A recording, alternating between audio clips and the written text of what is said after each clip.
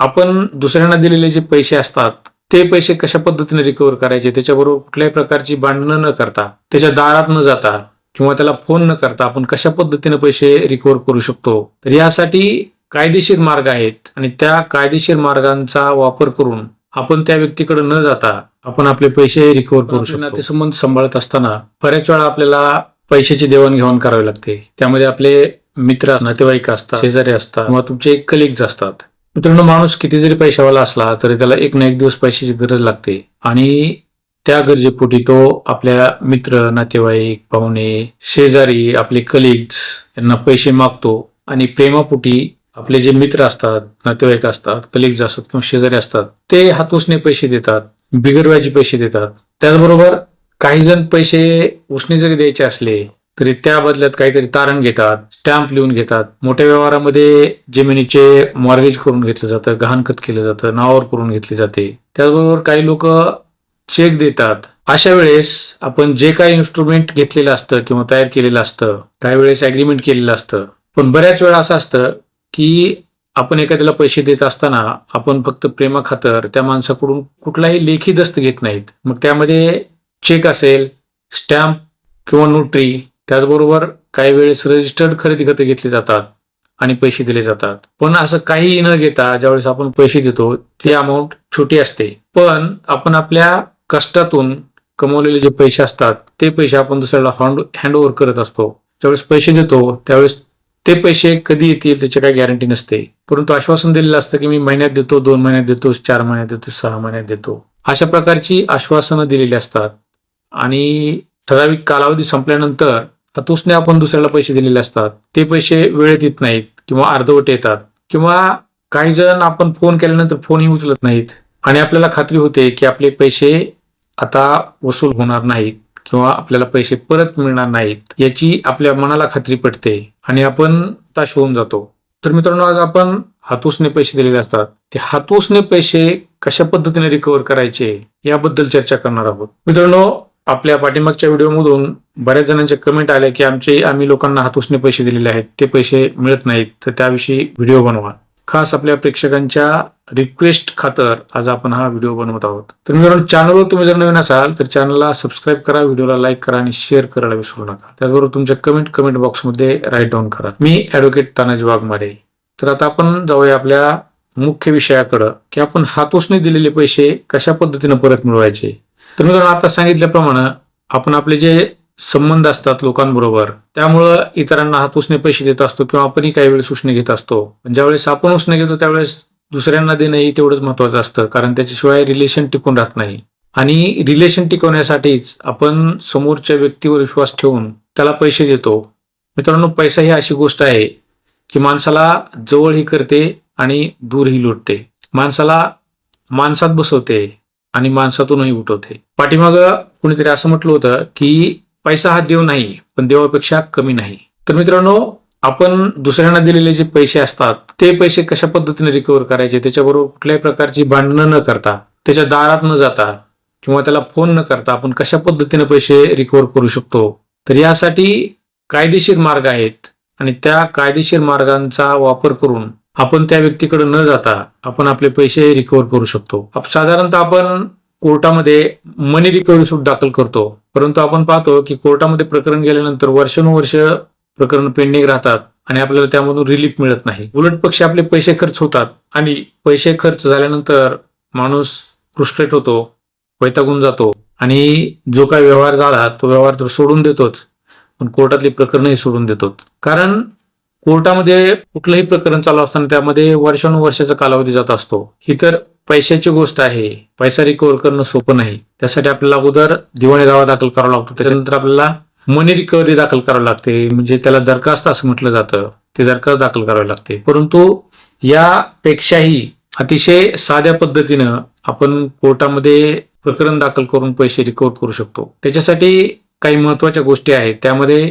ज्यावेळेस तुम्ही दिलेले पैसे एखादा व्यक्ती परत देत नसेल, वारंवार टाळाटाळ करत असेल, तुमचा फोन उचलत नसेल किंवा तुमच्याबरोबर त्यानं टोटल रिलेशन संपवलेले असतील, तुमच्या घरापुढून जात नसेल, तुमच्या गल्लीतून जात नसेल किंवा तुमच्या गावात पण येत नसेल, अशी बरीच उदाहरणं आहेत की त्यामुळे आपले बुडालेले पैसे परत मिळण्याची शक्यता कमी असते. तर यासाठी सिव्हिल प्रोसिजर कोडच्या ऑर्डर 37 नुसार आपल्याला कमी कालावधीमध्ये पैसे परत मिळवण्यासाठीचा एक सनदशीर मार्ग दिलेला आहे.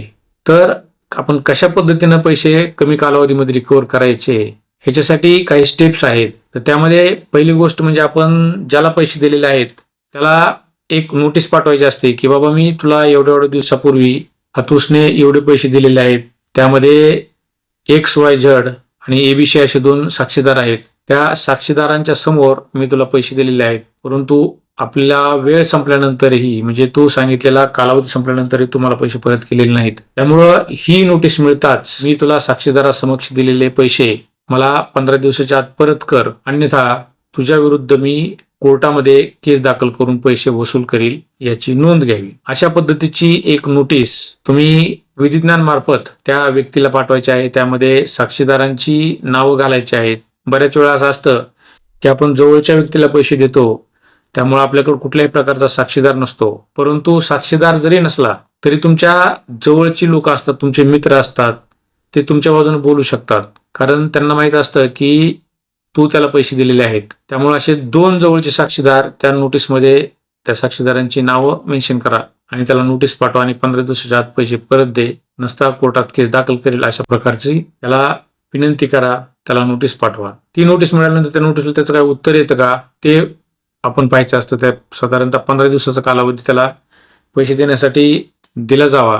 त्याचबरोबर त्यानंतरही त्यानं 15 दिवसाचे म्हणजे साधारणतः 1 महिन्यात जर पैसे आपल्याला परत केले नाहीत तर त्यानंतर तुम्ही जवळच्या कोर्टा म्हणजे तुम्ही म्हणजे ज्या ठिकाणी राहता तिथलं जी दिवाणी कोर्ट असतं, तालुक्याच्या ठिकाणी दिवाणी न्यायालय कनिष्ठ स्तर आणि मेट्रोपॉलिटन सिटीमध्ये वेगवेगळे सिव्हिल कोर्ट असतात. त्या कोर्टामध्ये त्या नोटीसच्या आधारे तुम्ही एक समरी सूट दाखल करायचा, जो सिव्हिल प्रोसिजर कोडच्या ऑर्डर 37 नुसार दाखल केला जातो. तो समरी सूट दाखल करायचा. केवळ रिकव्हरी सूट किंवा त्याला ऑर्डिनरी सूट जे असतात त्या ऑर्डिनरी सूट दाखल न करता तुम्ही समरी सूट दाखल करायचा आणि समरी सूट दाखल करून त्यामध्ये नोटीसमध्ये आपण ज्या गोष्टी मेन्शन केलेल्या आहेत त्याच सर्व गोष्टी या दाव्यामध्ये म्हणजे त्या रिकव्हरी ऑफ मनी सूटमध्ये आपण मेन्शन करायच्या आणि आपण त्याला कधी पैसे दिले, त्यानं कधी परत देण्याची आपल्याला कालावधी सांगितलेला होता.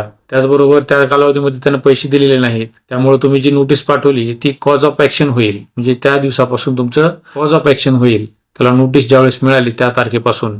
त्यानंतर आपण जो दावा आहे तो दावा कोर्टामध्ये दाखल करायचा आहे. त्यामध्ये साक्षी पुरावे होतील. परंतु ही जी प्रोसिजर आहे इतर ऑर्डिनरी सूटपेक्षा फास्ट अशी प्रक्रिया आहे आणि या प्रक्रियेच्या आधारे तुम्ही ज्यावेळेस कॉज ऑफ ॲक्शन घडलं म्हणजे त्यानं पैसे देण्यास नकार दिला त्या तारखेपासून साधारणतः 3 वर्षामध्ये हा सूट दाखल करायचा असतो.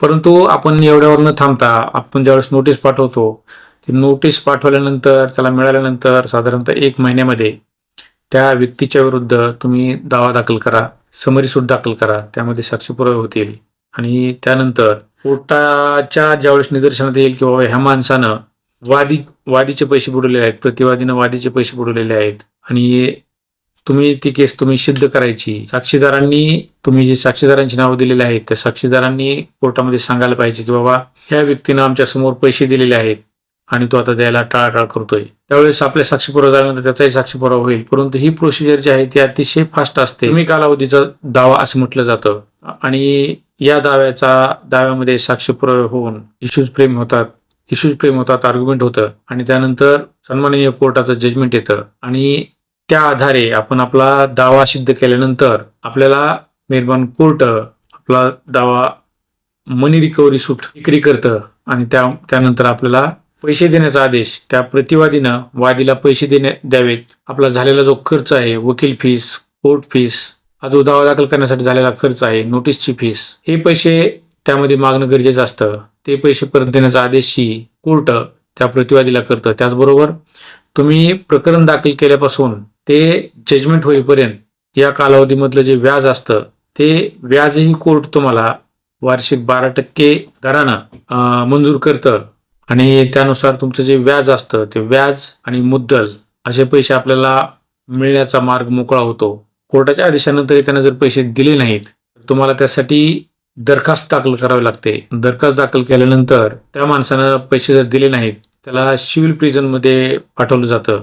त्यामुळं तोपर्यंत त्या प्रतिवादीला या सगळ्या गोष्टी लक्षात आलेल्या असतात आणि दरम्यानच्या कालावधीमध्ये तो तडजोडही करू शकतो किंवा मेहरबान न्यायालयाच्या निकालाची वाट पाहू शकतो आणि त्या आधारे आपण जे XYZ व्यक्तीला पैसे दिलेले असतात ते पैसे आपण बुडले म्हणून सोडून दिलेले असतात, तर ते पैसे आपल्याला लवकरात लवकर मिळण्यासाठीचा मार्ग मोकळा होतो आणि ह्या कालावधी साधारणतः 6 महिने ते 1 वर्षाच्या कालावधीमध्ये हा सूट निकाली काढला जातो. त्यामुळं आपला इतर वेळ जो जात असतो तो वेळ वाचतो. ऑर्डिनरी सूट दाखल केल्यानंतर जी 5-10 वर्षाचा कालावधी असतो, जो 5-10 वर्षाचा कालावधी असतो, तो कालावधी या समरी सूटमध्ये जात नाही आणि आपलं प्रकरण लवकरात लवकर निकाली निघतं. अशा पद्धतीनं आपण एखाद्या व्यक्तीला पैसे दिल्यानंतर त्याच्याकडून चेक, नोटरी, स्टॅम्प, एखादी वचनचिठ्ठी किंवा मॉर्गेज न करता केवळ उसने दिलेले पैसे आपण या पद्धतीने वसूल करू शकतो.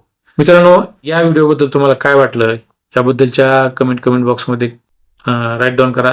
चॅनलवर तुम्ही जर नवीन असाल तर चॅनलला सबस्क्राईब करा, व्हिडिओला लाईक करा आणि शेअर करायला विसरू नका. आणि तुमच्या अशा प्रकारच्या जर काही समस्या असतील तर मला कमेंट बॉक्समध्ये त्याबद्दल लिहा. मी तुम्हाला शक्य तेवढी मदत करण्याचा प्रयत्न करेल. तुमचे पैसे वसूल होण्यासाठी जेवढे योग्य गोष्टी असतील त्या पद्धतीने मी तुम्हाला मदत करण्याचा प्रयत्न करेल. हा व्हिडिओ कसा वाटला त्याबद्दल लिहा. व्हिडिओला शेअर करा, लाईक करा आणि सबस्क्राईब करा. धन्यवाद.